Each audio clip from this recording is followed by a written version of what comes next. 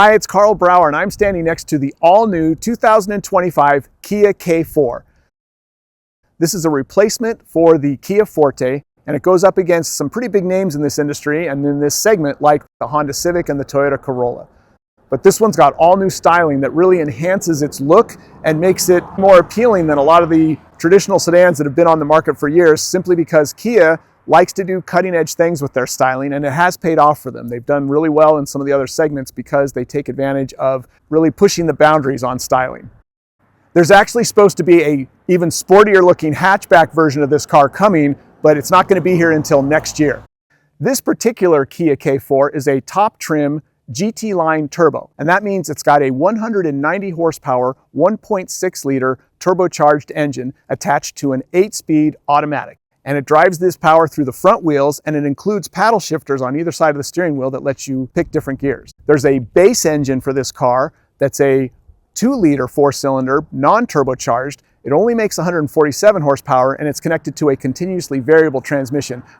Trim levels for the K4 range from the base LX to the high-end GT line turbo, and price ranges go from about $23,000 with the $1,155 delivery charge to around $30,000. You can see, looking at the different trims, how you get increasing standard equipment as you move through each trim level. But if you want the multi-link rear suspension that will improve handling confidence, you have to get either the second tier GT line that costs around $26,000, or the top end GT line turbo like I've been driving, which is going to cost you around $29,300. When you're driving on a road like Angeles Crest Highway in a Kia K4, you're going to want sport mode, which you hit by this drive mode button right here at the bottom of the steering wheel. And once you're in that mode, you can take full advantage of not just the turbo engine, but of course the paddle shifters on either side of the steering wheel, and maybe get that turbo boosted a little more aggressively by holding gears and downshifting into corners. Power is solid, it's not slow, and the interior, that's where this car really does shine. This design with the standard 12.3-inch central touchscreen, it really gives the Kia an upscale feel, especially given the starting price of $23,000. If you want the dual 12.3-inch screens like you see here, you've got to go for one of the higher trim levels. And if you go that way, you're going to get this 5-inch display for your climate control, which is also touchscreen, but it's perfectly positioned to be blocked by this side of the steering wheel. So you kind of have to look around the steering wheel every time you want to interact with it. To Kia's credit, they've also given dedicated buttons for both climate control and even commonly wanted or desired features like switching between media or bringing up your map. And of course, there's even a volume button here, or actually a knob, a dial that you can turn the volume up and down with.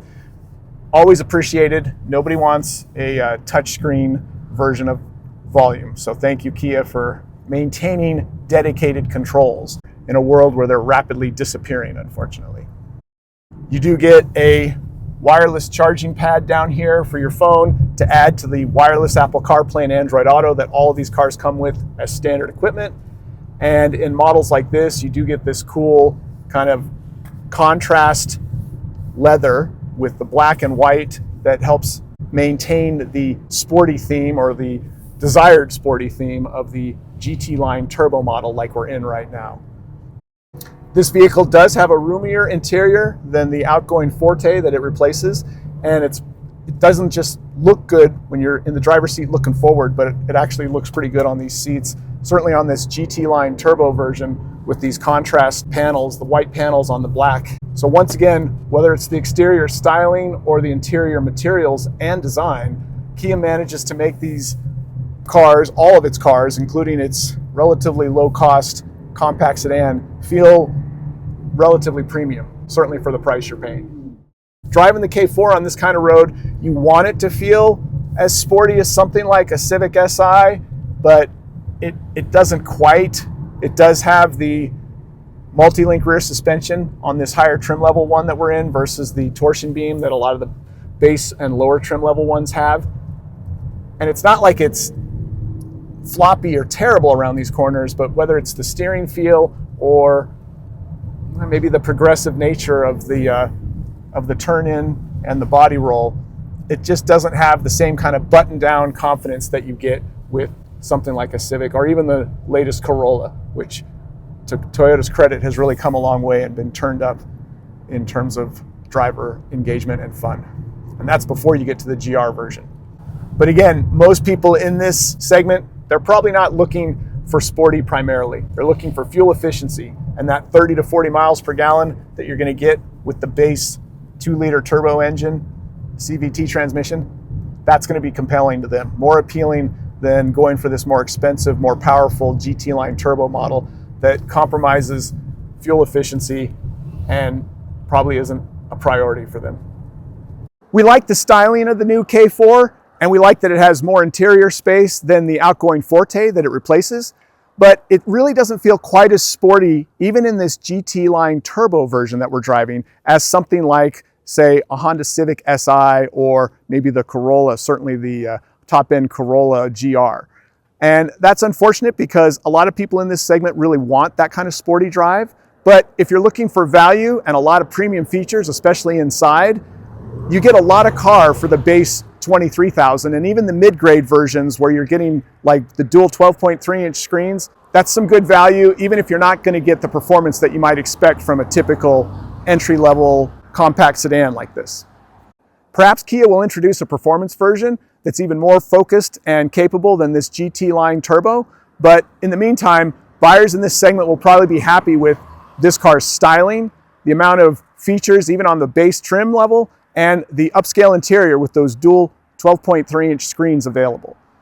Remember that even if this car isn't quite as sporty as some of the other vehicles in this segment, you do get great value even in the base model. For that $23,000, you're getting wireless Apple CarPlay and Android Auto, you are getting a central 12.3-inch touchscreen, and you're getting Kia's warranty coverage, 5-year, 60,000-mile bumper-to-bumper, and 10-year, 100,000 miles on the drivetrain. This is a pretty competitive segment, and we're glad to see someone like Kia not just continue to exist in the segment, but actually putting a lot of effort in and creating an all-new model this compelling.